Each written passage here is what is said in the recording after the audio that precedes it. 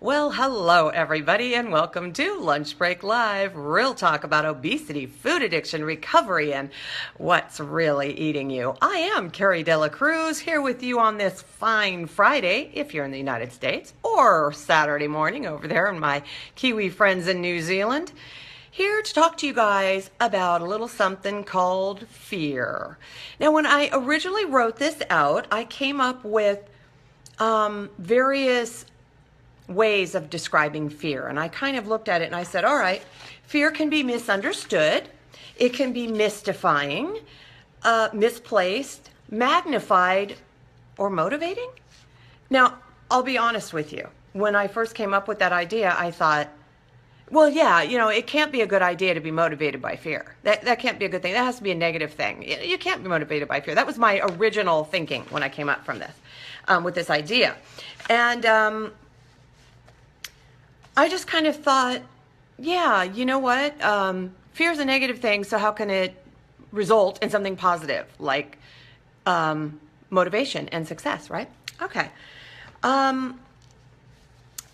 I want you to think about this. This is what I started to write out after I came up with the whole idea of what the show was going to be about. And I just wrote this. And I want you to know, one of my fears, since we're talking about fear, is not being prepared. I have a fear of not being prepared, which usually translates to being overprepared. I also have a fear of looking silly and not being respected. These are big fears, right? So how can these be motivating my very own not so private fears anymore, right? And so that's why when I write something at the last minute and then I have to read it, I feel fearful that I will be doubted and that you guys will be like, she's not even ready. Okay, so there, my fear is out there for you. And the best way to face that fear is to do it anyway. So here you go. Here's what I wrote, okay? If fear of failure is the only reason to succeed, then you'll always have to be afraid before you can succeed. That was what I was thinking, right?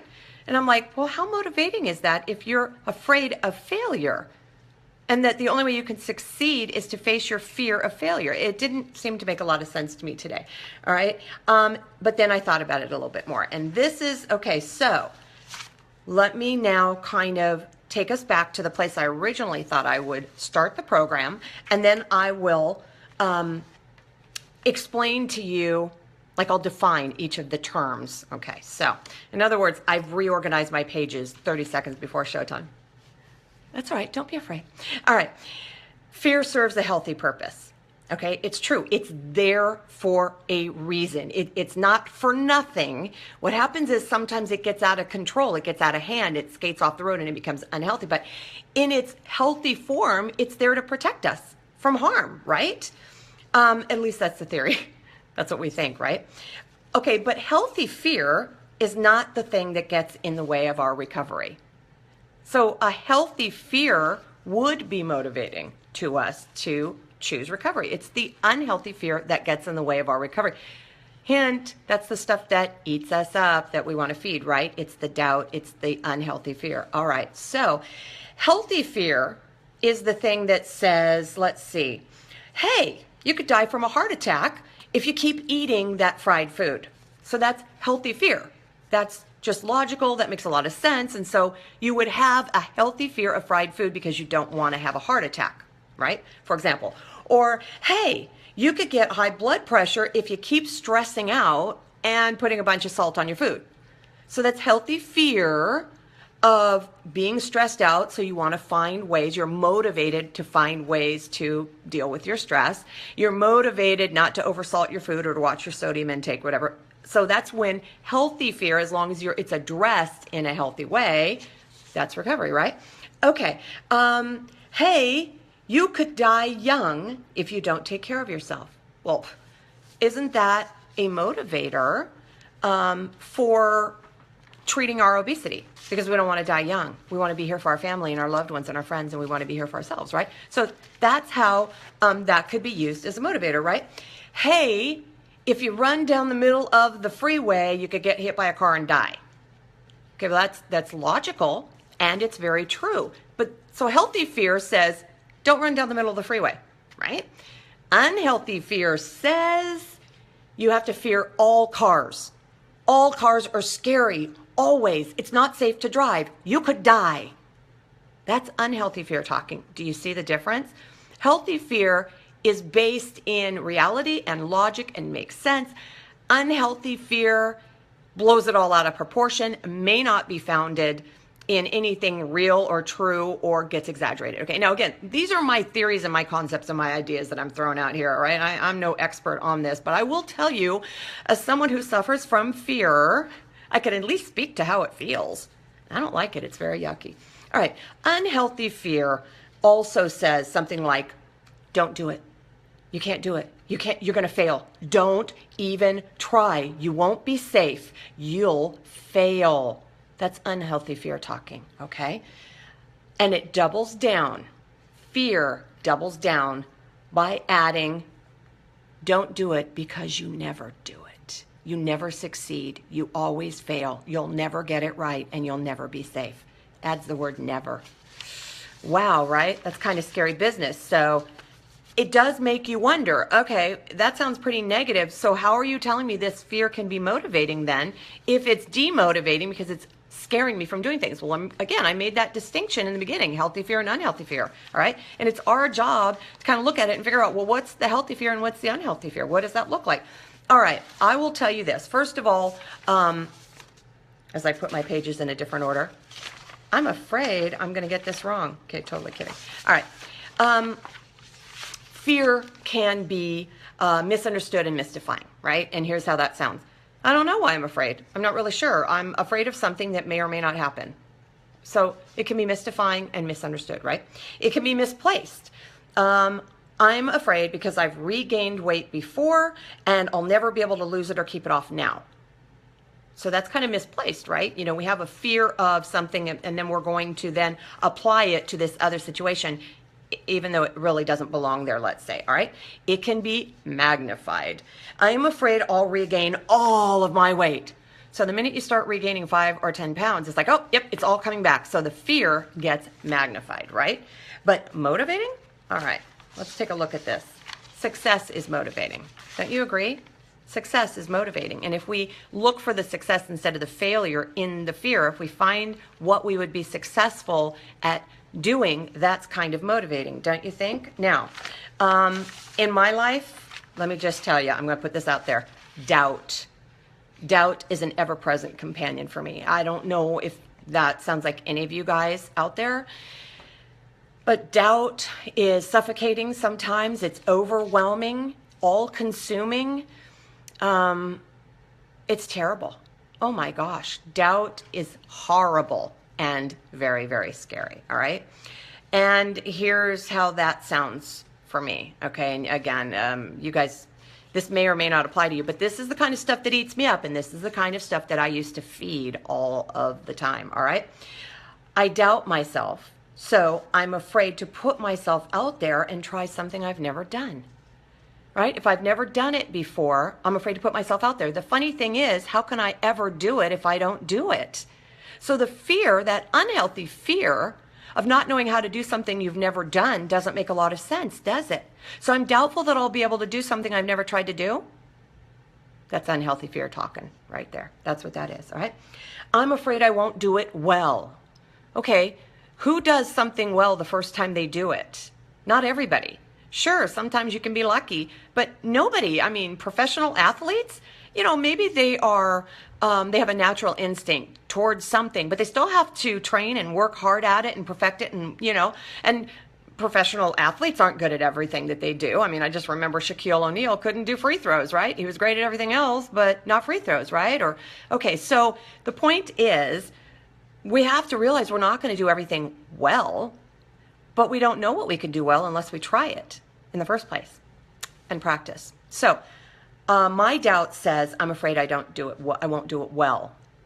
Facing that fear in a healthy way is, I'm going to do my best to be prepared before I do it. Now, prepared doesn't mean be perfect or know absolutely everything. It says, I'm going to do my best to prepare myself given the time or the resources that are available or the circumstances or whatever. I'm going to do my best and then I'm going to do it. So healthy fear says, do your best to be ready. Unhealthy fear says, don't try it at all. Okay. I'm afraid I won't be perfect. Well, that's something that I had to address in my life, and it still rears its ugly head, and I still have to, call it for what it is and say, is this about perfectionism? My mama will tell me all the time, is this your perfectionism rearing its ugly head? And sometimes it comes up in ways that I'm not even aware it's happening, and she'll remind me of that. So thank you, Mom. So perfectionism, right? That's an ugly, ugly beast, and that creates fear. Fear that I won't be perfect. News flash. There's no such thing as perfection. No such thing, not with human beings anyway, okay? So that's unhealthy fear. Being afraid that I won't be perfect, unhealthy fear, all right? Healthy fear says, well, you know what? You may not be perfect, but you'll never know unless you try. So are you ready? Let's do this thing, all right? I'm afraid someone will catch on and learn that I'm afraid.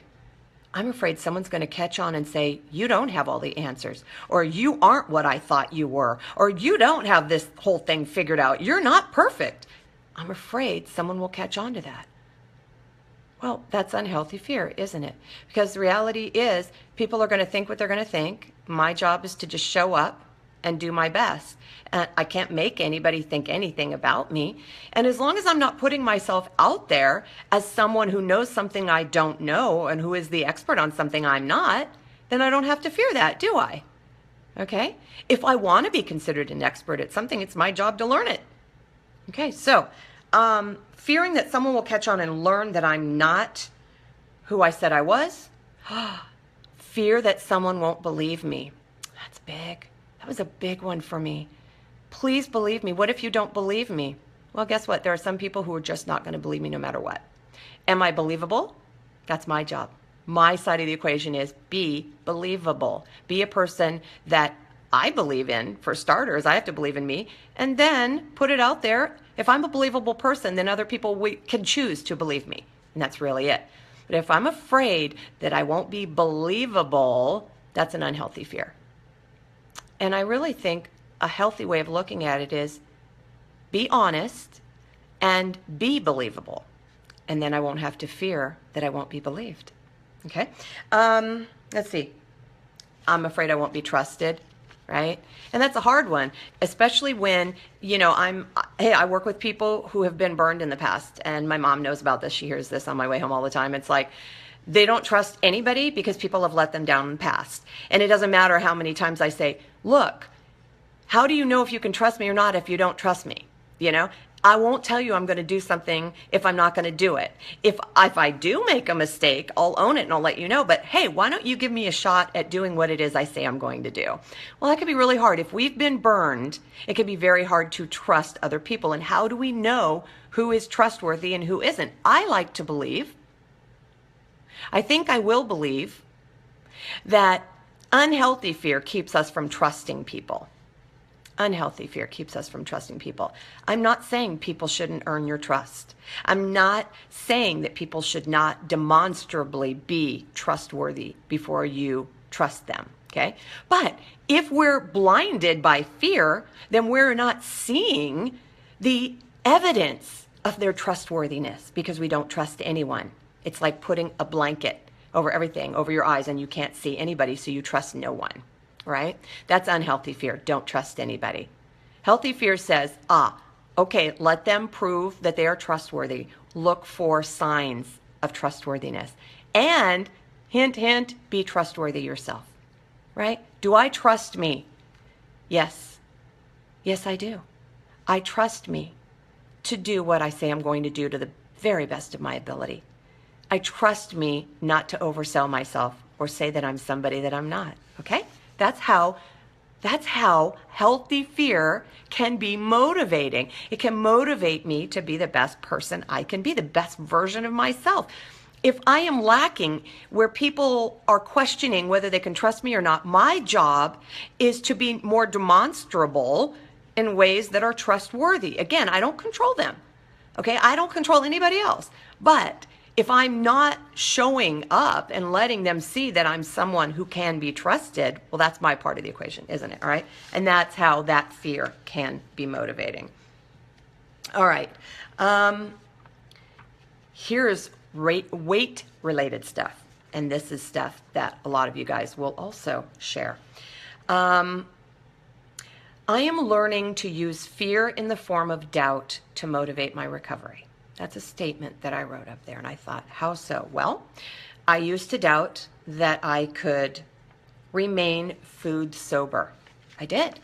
Oh my gosh, I have this list. I'm a food addict. Oh my gosh, I'm never going to be able to do this. I'm never going to be able to say no to cake and cookies and ice cream and all of the wonderful things that I love. Oh my gosh, I can't. I doubted that I could do it. But guess what? It's coming up on 3 years on the 30th of the month. 3 years. And you know what? That sounds like proof that I might be able to do this thing. That's not a guarantee of forever, but it is proof that I shouldn't fear that or be doubtful that I'm capable of doing it because I'm doing it. You see? But I never would have known that if I hadn't tried, if I hadn't put forth the effort. Now, I don't like to use the word tried, okay? In terms of, I'm trying, I'll try, because that's dismissive. But I'm using try in the form of actual effort, like really, really doing with the intention of succeeding. And that's what I did 3 years ago. All right? I set aside the doubt and the fear long enough to say, why not? Why can't I do this thing? All right? Let's see. How about this one? I used to doubt I could keep my weight off after weight loss surgery. I did. This is an interesting story. Okay, I remember when I was like 2 or 3 years out. Let's go 3 years out because I was outside the honeymoon. You know, I was like off the training wheels now, and I was a little bit wobbly, and I was like, oh my gosh. Why can't I just, and I remember saying this, why can't I just be 5 years out? Why can't I just be 5 or 10 years out right now? You know why? Because in my mind, if I weighed what I weighed then at 5 years or 10 years out, it would prove that I was a success. It would prove that I would be able to keep it off. So I desperately wanted to, quote, be older, right? Remember when we were growing up and we said, I can't wait till I am 13 because then I'll be a teenager and I'll be able to watch PG-13 movies. Yeah, right, as if. Okay, or 16, then I'll be able to drive and I'll be able to prove that I am trustworthy because then I'll be 16. And when I'm 18, I'll be able to this. And 21, I'll be able to this. You get it? So I wanted to be that age now so that I could prove to whom? Myself that I was capable of doing it. And I couldn't be 5 years out before I was 5 years out. And I couldn't be coming up on 9 years next week until I was at 9 years. And here I am. So I had to face the doubt and I had to face the fear, the unhealthy fear that said, you can't do it. Well, how do I know? I've never been there before. I'm here now. I had to face that doubt, face it down and say, well, you know what? You're just going to have to give it your best effort. I'm responsible for the input, not the output, right? If I am showing up and doing my very best work, I'm facing the doubt and saying, let me see if I can do this thing. Let's go. I had to be prepared. It didn't just happen. I have to work it. It's not as if, you know, I could say, well, I'm just not going to doubt and it'll just magically happen. There is no magic. There's nothing, there's no magic wand. There's no magic pill. There's nothing that makes this easier. But as I've talked about before, we can certainly make it harder. All right. And making it harder looks like doubt and unhealthy fear. All right. So let's see. It's hard to, I guess, yeah, it's hard to doubt that I can do it if I'm doing it. That's the note at the bottom of that page. All right. I don't like living in doubt and fear. I don't like it at all. I don't know who does like it, to tell you the truth. Some of us get very good at doing it and we marinate in it, but I don't like it. I don't like doubt at all. I hate it. I get angry about it now. I used to give in. And, you know, I was just talking to my mom because, you know, I won't go into details, but I will tell you today I had to do something that I was terrified to do. I just had to do it, right? And I had to face all of the fears of doubt that said, you're not ready, you don't know enough, you're not good enough, right? They won't love you, whatever it was. I had to put myself out there and do it. Of course I want to be fought over. I want someone to say, you're so amazing, you're terrific, you're fantastic. I don't doubt you at all. I want that. We all do. But in order to get that, I had to put myself out there and I had to face my very real fear. And it didn't feel good, but I didn't die. That's the thing, because I had to reclaim perspective. And yeah, I had to put in a phone call to my mom. Hi, Mom. I had to call her and say, help me, Mom, because I'm just feeling dejected right now. And we talked through it and we realized, you know what? I did my part of it. I did my half. I'm not responsible for outcome. I'm responsible for input. I had an expectation of what I hoped would be the outcome. I don't know if that's the outcome yet, really. But the point was, did I show up and do what I was able to do? You know, we can wish that we could, were equipped to do better. We can wish that we were better equipped or better experienced at. Well, the best way to do that is to gain that experience, to become equipped, okay? But if you're not, you do your best with what you have, all right? A lot of us say, wow, I wish I had a hammer to hammer in that nail. But if you don't have a hammer, you just use the next best thing. Maybe you use a rock, okay? So the point is, I showed up today and I faced a fear and I faced my doubts. And it was scary and it wasn't easy and it wasn't fun. But you know what? I never would have done it, in my former life before I chose recovery. So my fear was very motivating today because I said, I'm tired of living in fear. I'm tired of living in this doubt that says I can't do it or I'm not good enough. What better way to prove that I am than to believe that I am? Okay? So that's kind of my message here. I had a lot of other notes, but really the bottom line is it's not always about the result. It's about the process. Okay? We don't know what the outcome's going to be. But if we're afraid of the outcome and that stops us from the input, that's a problem. Our job is to work on the process, a healthy process, all right? And build up those skills that we lack, right? Don't, be honest. Don't put yourself out there as someone you aren't. Just be who you are and work on being a better version of that, all right? Don't let fear rule your life, guys. I'm telling you, I'm in the front of that line, and fear kept me from doing a lot of things, and fear kept me weighing 320 pounds, and fear kept me from finding joy and serenity and peace with food and being the best version of myself and having any kind of serenity. That's big. I know I said that a couple times, but it's big. Fear does not give you peace, guys. Doubt is what feeds unhealthy fear. So face that fear today. Believe in yourself. Do the things that face the fear, fight the fear, and give yourself credit for them. That's a really big part of this. So it might be a rough show today, but hey, I showed up, right? And I'm throwing the message out there from my own little heart. I hope that it makes sense to you guys, but I'm not afraid if you don't like it. And I'm also not afraid if not too many people watch it. But I'm afraid I am going to need you guys to share this so that more people can watch it and decide. All right? Yeah, even today's show, even if it wasn't perfect, that's okay. At least it's done. So I'm going to leave you on that note because it's definitely right at that time. And as I told my mom, I was going to keep it short, sweet, and easy. And I don't think any of that happened. But I will stop it here and I'll go back and read your comments. I want to thank you from the very bottom of my little heart for being here, for giving me courage, for helping me to find my strength, for helping me to believe in myself and to face my doubt and to know that it's okay to be me. And I want to encourage you guys and tell you it's okay to be you.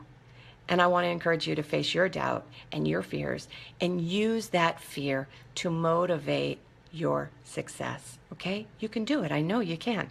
I'm going to let you guys go now, but I'm going to remind you all to have courage, seek peace, embrace joy, and above all, live your recovery. Remember, you can't stop feeding what's eating you if you don't know what's eating you. Have a great weekend, and I will see you Monday. Take care, everybody. Bye.